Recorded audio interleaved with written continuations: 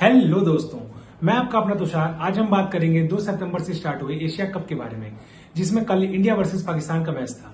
India ने toss जीतकर पहले बल्लेबाजी का निर्णय लिया, जो कि काफी अचंभित करने वाला था, क्योंकि वेदर फोरकास्ट को देखते हुए यह माना जा रहा था कि जो भी टीम टॉस जीतेगी वो पहले बॉलिंग करना चाहेगी। परंतु इंडिया के द्वारा टॉस जीतने के बाद बैटिंग का निर्णय लिया गया, जिसमें इंडिया के द्वारा जो प्लेइंग 11 चूज की गई वो थोड़ी सी डिबेटेबल थी। उसमें यह मेन मुद्दा था कि जो शार्दुल ठाकुर का इंक्लूजन था वो कहां तक सही था, क्योंकि कल का जो वेदर फोरकास्ट था उसे देखते हुए एक हमें परफेक्ट सीमर की जरूरत थी, जो कि मोहम्मद शमी दे सकते थे, जो कि डेक को हार्डली हिट करके हल्की सी सीम मूवमेंट और सीम पे बॉल करके जो इन्वायरमेंट या जो फोरकास्ट थी उससे मदद ले सकते थे।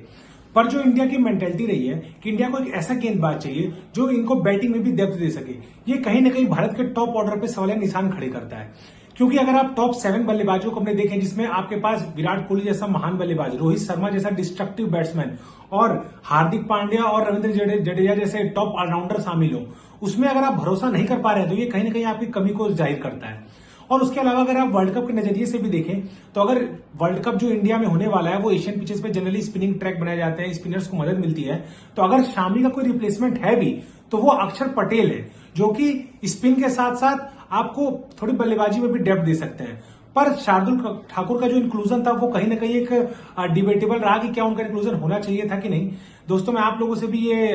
गुजारिश करूंगा कि आप लोग भी कमेंट करके जरूर बताएं कि आपको कहां तक शार्दुल ठाकुर का इंक्लूजन था वो सही लगा।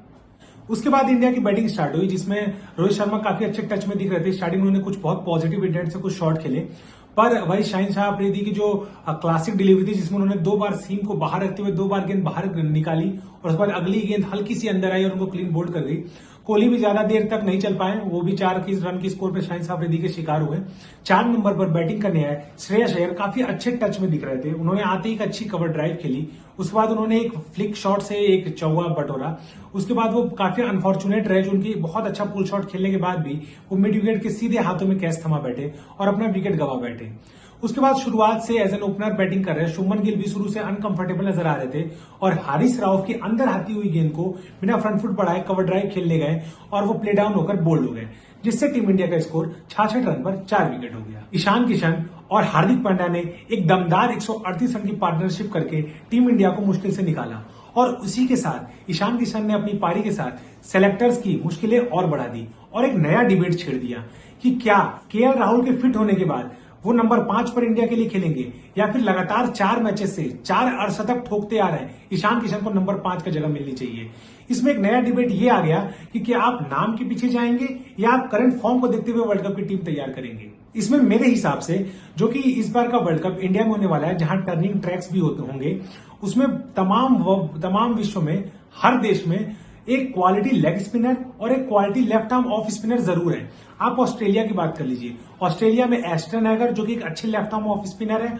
और एडम जंपा जो कि अच्छे लेग स्पिनर है। अगर हम न्यूजीलैंड की बात कर लें तो उसमें ईश शोडी और मिशेल सेंटनर जैसे गेंदबाज हैं। अगर आप इंग्लैंड की बात कर लें उसमें भी आदिल रशीद जैसा क्वालिटी लेग स्पिनर मौजूद है। तो ऐसे लेग स्पिनर और लेफ्ट आर्म ऑफ स्पिनर को काउंटर करने के लिए आपके पास मिडिल ऑर्डर में एक लेफ्ट हैंड बल्लेबाज का होना बहुत ही जरूरी है, और जो ईशान किशन आपको दे रहे हैं, तो मुझे लगता है कि ईशान किशन नंबर 5 पर उनकी करंट फॉर्म को देखते हुए अपनी दावेदारी मजबूती से ठोक रहे हैं और उनको खिलाना भी जरूरी है। क्योंकि अगर आप इन स्पिनरों को काउंटर अटैक करना चाहते हैं, अगर इन क्वालिटी स्पिनर के खिलाफ आप एक अच्छी इनिंग बनाना चाहते हैं, तो उसमें एक लेफ्ट हैंडर का होना बहुत ही जरूरी है। एक तरफ जहां ये लग रहा था कि इतनी अच्छी पार्टनरशिप के बाद इंडिया 300 रन के पार जा रही है, वहीं पर शाहीन शाह अफरीदी ने आते ही एक ही ओवर में हार्दिक पांड्या और रविंद्र जडेजा को आउट कर इंडिया की रन गति को रोक दिया और इंडिया कुल 266 रन पर ऑल आउट हो गई। पर जो कल के मैच से जो सबसे पॉजिटिव बात निकल के आई वो ये थी कि जनरली हम ये देखते हैं कि जो इंडिया की टॉप 3 बल्लेबाजी होती है वो इतने रनों के अंबार लगा देती है जिससे इंडिया का मिडिल ऑर्डर एक्सपोज नहीं हो पाता है, और जब भी क्रूशियल मैचेस आते हैं या फिर नॉकआउट गेम्स आते हैं उसमें वो कोलैप्स हो जाता है। पर कल के मैच में जिसमें इंडिया का टॉप ऑर्डर कोलैप्स हो गया, उसके बाद मिडिल ऑर्डर ने एक बेहतरीन, वो भी एक ऐसे बॉलिंग अटैक के सामने जो इस समय वर्ल्ड की सबसे टॉप क्लास की बॉलिंग अटैक है, उसके सामने जो एक्सपोजर दिखाया और जो एक तरफ इंडिया 66 पे 4 विकेट पे खेल रही थी उसको 266 रन तक पहुंचाया, वो काफी काबिले तारीफ था। बाकी यार मेरे सभी दोस्तों यारों से एक रिक्वेस्ट है कि यार please like share and subscribe, और भाई जैसे मैं हर बार कहता हूँ जाके एकदम यूट्यूब की घंटी बजा दो, तोड़ दो और अपने भाई का चैनल फैला दो, बस फैला दो भाइयों।